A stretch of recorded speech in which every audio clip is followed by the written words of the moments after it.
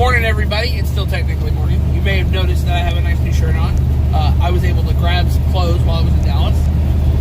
So now I've got some extra clothes on the truck, which will be nice. I don't have to go and get do my laundry as often, which is really, really nice. I know you guys are going to ask where I'm going. I want you to guess. Where am I going? No, you're wrong. I'm going to California. I'm going back to Bryan, Texas to get that same load that goes out to California every week with those windows. I'm going to pick it up. I'm going to flip it out to California. I'm going to flip it right back to Dallas. I'll probably take a couple of days off because I got some stuff I need to do. So, the RV. Because you guys are going to ask about it, and I'm going to tell you about it, okay? I'm going to try to throw some pictures up here real quick.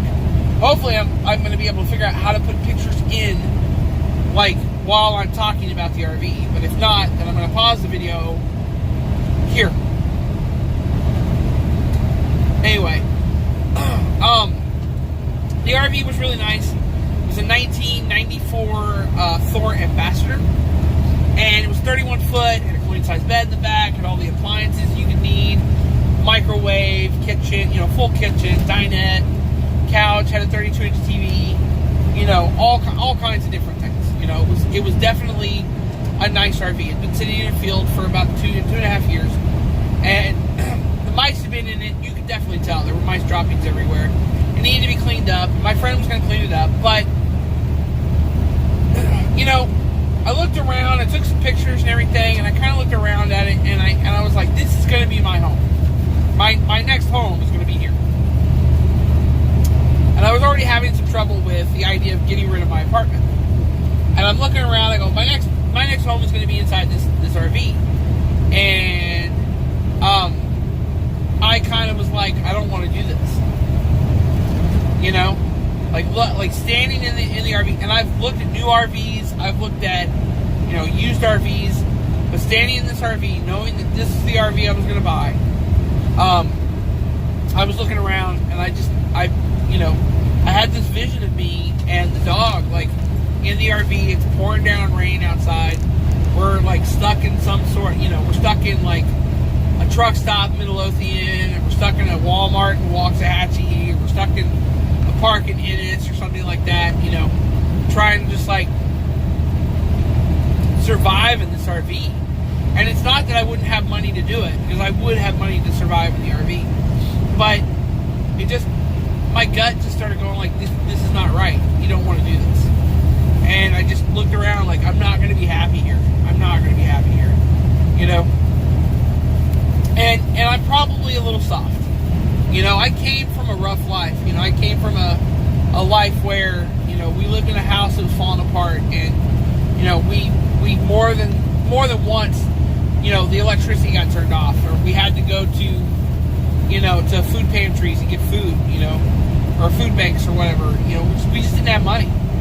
And I have worked really, really, really hard since about the age of 24 to put myself in the position that I am financially, so that I can have a nice apartment, so that I can have a car that I want to drive, so that I can have the money, so if I need something, I can spend the money on it, To put myself in that position, it's been long and it's been a hard road, And the last, for 2.5 years, I have worked so hard for the last, almost 2 years to stay in the apartment that I'm in. I didn't move into that apartment by myself, and the person I was living with it was a very unhealthy situation for the both of us, and they moved out, and I stayed there.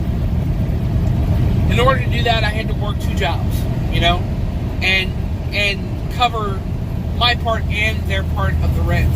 And it's been such a long, hard road.